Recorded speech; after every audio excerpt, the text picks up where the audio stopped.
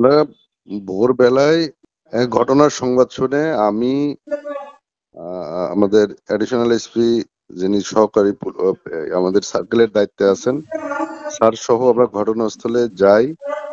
গিয়ে দেখতে পাই যে আসলে এই যে মেইন গেটের উপরে মানে সামনে যে সানসেটের মতো থাকে গ্রামীণ ব্যাংক লেখা, গ্রামীণ অংশটাতে একটু কালো কালো ধোঁয়ার মতো দেখা যায়।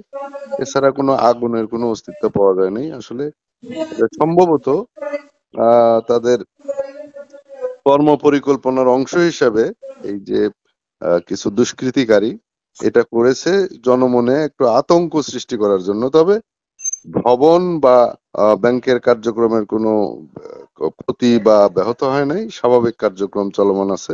ম্যানেজার সহ ওখানকার যে স্টাফ আছে তাদের সাথে আমরা কথা বলে এসেছি, তারা যদি কোনো ক্লু পায় আমাদের জানাবে। আর আমরা স্বপ্রণোদিত হয়ে পুলিশি কার্যক্রম কে এই ঘটনার সাথে জড়িত আমরা তদন্ত করে উদ্ঘাটন করার চেষ্টা করছি।